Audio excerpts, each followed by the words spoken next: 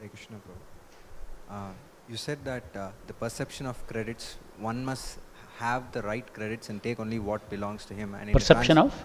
The credit, how we see credit and how we take credit. So you said our transcendental credit is to Guru and Krishna. So how does a devotee see credits? Because we see that in our organization there are big devotees who have achieved a lot, like Akshay Patra, for example. So how do devotees handle credits without seeing puja, labha, or without accepting as pratishta, or it doesn't become an anartha? So how should a devotee handle the credits that he gets? You see, when we are in this material world, these things we have to face. It comes across us. For instance, we deal with money, we deal with positions, we deal with awards, we deal with, just like everybody in the material world, between, this award, that award, they will also get awards. As far as devotee is concerned, first thing he understands that the only recognition that I value is if Srila Prabhupada, Guru Parampara and Krishna, they are pleased. If they are pleased, that is what I always seek. Even if I don't know whether they are pleased or not, I am constantly seeking that. And I have faith because they have told that if you do this, I am pleased. So whether I am actually doing it properly, it's a different matter. But I am trying to do it properly. Let's say I chant Hare Krishna. If you chant Hare Krishna, Lord is pleased. But whether I am chanting offenselessly, that's another question. But the fact is that I am trying to chant offenselessly.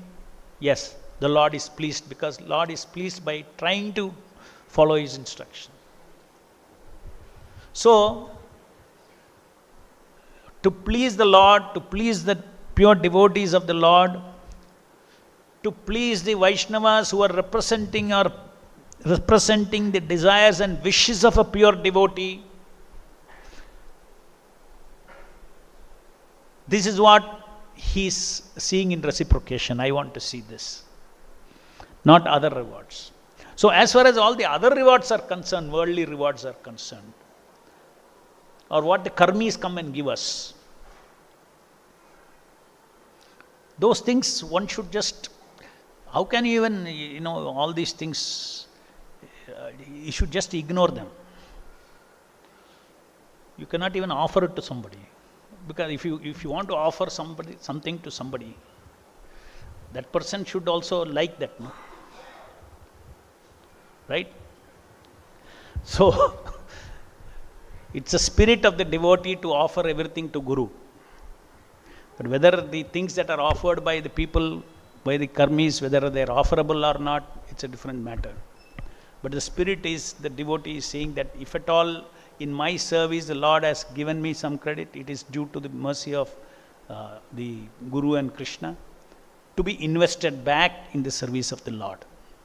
That is the perception of the devotee. The perception of the devotee who gets a lot of money is not that I got a lot of money. Yes, now his perception is how I can invest back in Lord's service. Here is something, some fame, recognition has come. His goal is now how to encash on that and reinvest it back in service of the Lord. Totally utility point of view, what you get. It is nothing transcendental about that. The material awards and that you get here in this material world. Now, as far as within the community of devotees, the devotee's duty is to appreciate the other devotees' service to the Lord, service to Krishna. But when he is appreciating that service to Krishna, he is not appreciating his ability. Please understand, devotees have crossed all that platform. Because Krishna, he knows, I am the ability in man, Krishna has said. The Lord is doing it. But you give credit, you glorify a devotee for having been an instrument in the hands of the Lord for whatever that you are doing. Whether that instrument has come because you are pure or not pure, it's a different matter. But you are an instrument of the Lord. A neophyte can also do a big service. The Lord may encourage him to do a very big service. But doesn't mean that it is pure devotional service. So just see how these are also various things, material measurements of how big service, small service is all can be very misleading. Because ultimately Lord has got unlimited reasons why a neophyte is made to do big service sometimes. To keep him in devotion service. To feed his anartha. So that it burns away in a regulated way. In devotion service to burn it. He may do it. It is left to the Lord.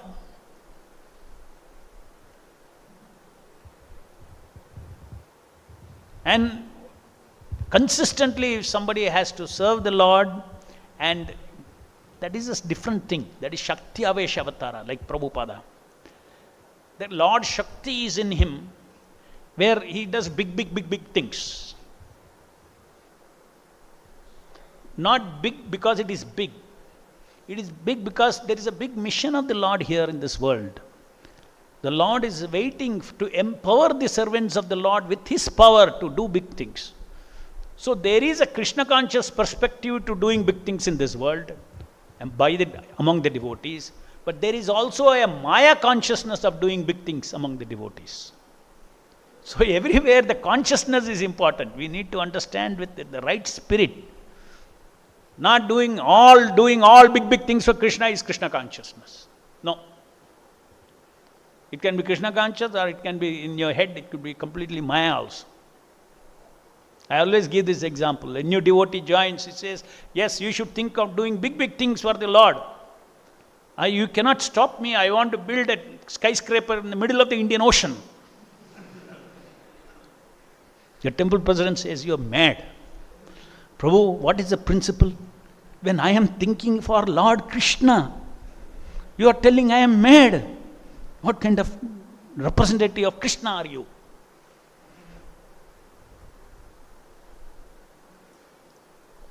You'll say, no, there is a process. This is your anartha. This is your desire to do. It all doesn't go so easily. You will not, when you read Prabhupada doing big things in a neophyte, oh my God, he achieved with penniless, he built that. These are all good for karmis. This kind of glories, penniless Prabhupada was. So many people penniless have become multi-billionaires in this world. Yes or not? Without nothing, they have built an empire. Is that the glory of Prabhupada? The glory of Prabhupada is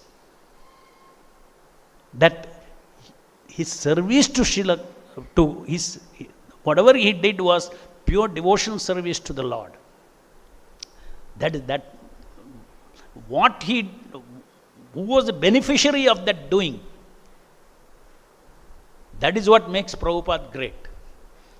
So many people have started penniless and made billions for themselves. Prabhupada started penniless and made billions for Sankirtana movement. That is what the difference is. And that is Krishna Shakti. Only with Krishna Shakti you can do seva for Krishna. Does not allow big services like that. Only by Krishna Shakti you can do it. So he is Shakti Avashavatara. His Shakti of Lord Krishna has come into him. Then he is able to do that.